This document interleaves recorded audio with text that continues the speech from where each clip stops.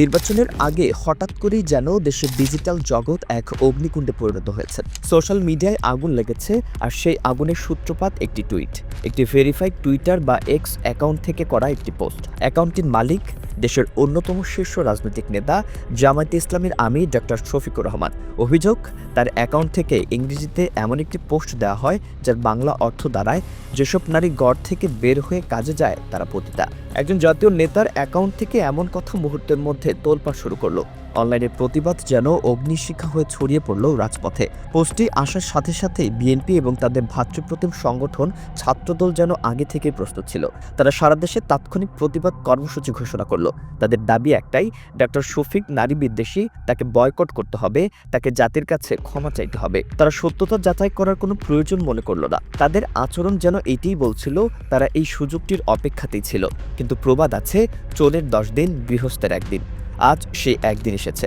সবকিছু জলের মতো পরিষ্কার, অপবাদ দিয়ে পার পাওয়া গেল না।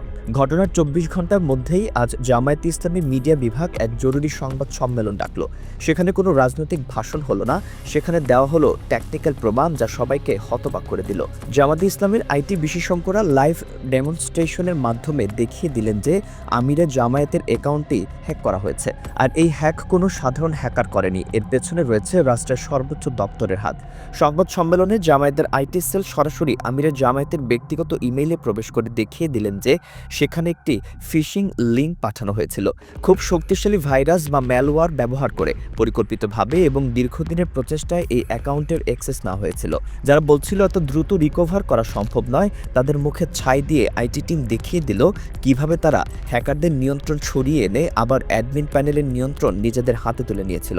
কিন্তু আজকের সবচেয়ে ভয়ঙ্কর এবং শকিং পার্ট হলো এই ফিশিং লিঙ্কটি কোত্থেকে এসেছিল। জামায়াতের আইটি সেল প্রমাণ করেছে এই ফিশিং লিঙ্ক এসেছে খোদ রাষ্ট্রপতির কার্যালয় থেকে। রাষ্ট্রপতি শাহাবুদ্দিন চুপ্পুর সহকারী প্রোগ্রামার সার্ভারের অফিসিয়াল মেইল অ্যাড্রেস ব্যবহার করে এই ভয়াবহ ভাইরাসটি পাঠানো হয়েছিল।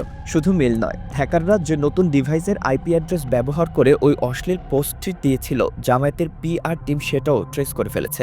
বোঝাই যাচ্ছে এটি একটি রাষ্ট্রীয় ষড়যন্ত্র, রাষ্ট্রের সর্বোচ্চ মহলের ষড়যন্ত্র।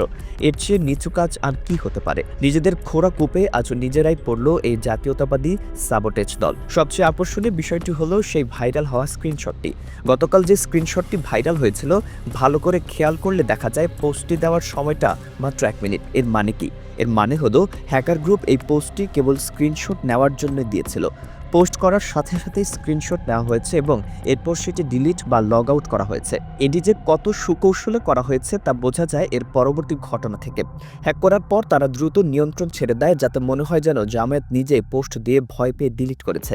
কিন্তু তারা ভুলে গিয়েছিল ডিজিটাল ফুটপ্রিন্ট মুছে ফেলা এত সহজ নয়।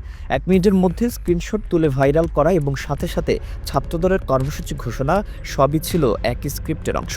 একবার তারিক রহমানের নির্দেশনায় এটি করা হয়েছে বলেই মনে হচ্ছে। কেন তারা এই কাজ করলো? কারণ মাঠে আন্তর্জাতিক সম্পর্ক, পলিসি মেকিং এবং জনমতের কোনো স্তরেই বিএনপি সুবিধা করতে পারছে না। কুমিল্লা থেকে সাতক্ষীরা, খাগড়াছড়ি থেকে নোয়াখালী, সবখানেই জামায়াতের জোয়ার দেখা যাচ্ছে। তাই তারা এখন বেছে নিয়েছে অনলাইন শ্যাপটেজের পথ। তারা আজ ডাক্তার শফিককে নারী বিদ্বেষী বলছে, কিন্তু তাদের ইতিহাস কি? এই তো সেই অমানুষরা যারা আমাদের মায়েদের হিজাব টেনে খুলতো, যারা নারীর পেটে লাথি মারতো, যারা নারীকে ছুরিকাঘাত করে মেরে ফেলতো। এরাই আজ সাধু সেজে উঠেছে। যারা কদিন আগেও নারীদের ছায়া খোলার হুমকি দিয়েছিল, তারা আজ নারীদের অধিকারের পুরোধা হওয়ার অভিনয় করছে। কিন্তু প্রযুক্তির কাছে তাদের মিথ্যাচার আজ ধরা পড়ে গেছে। তবে এখানে জামায়াতের জন্য অনেক শিক্ষণীয় বিষয় আছে। যুদ্ধক্ষেত্রে শত্রুর তলোয়ারের চেয়ে কলম বা কিবোর্ড অনেক বেশি ধারালো। গতকাল রাতে যা ঘটল তাতে জামায়াতের 2টি জিনিস প্রকাশ পেল। 1, তাদের আইটি টিমের অসাধারণ দক্ষতা, এবং 2, তাদের রাজনৈতিক উইংয়ের চরম অদূরদর্শিতা বা মিডিয়া সেন্সের ভয়াবহ অভাব। হ্যাকিং হওয়ার পরপরই জামায়াতের উচিত ছিল এটাকে জাতীয় রাজনীতির প্রধান ইস্যু বানিয়ে তোলা, কিন্তু তারা কি করলো? টুইটারে একটা দায়সারা পোস্ট দিয়ে বলল হ্যাক হয়েছে, ব্যাস দায়িত্ব শেষ।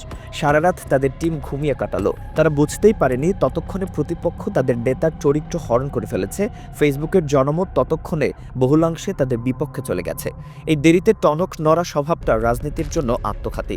সবচেয়ে ভয়াবহ অভিযোগ হলো স্বয়ং রাষ্ট্রপতির দপ্তর থেকে ভাইরাস পাঠানো হয়েছে। এটি ওয়াটারগেট কেলেঙ্কারির চেয়েও বড় ঘটনা হতে পারত।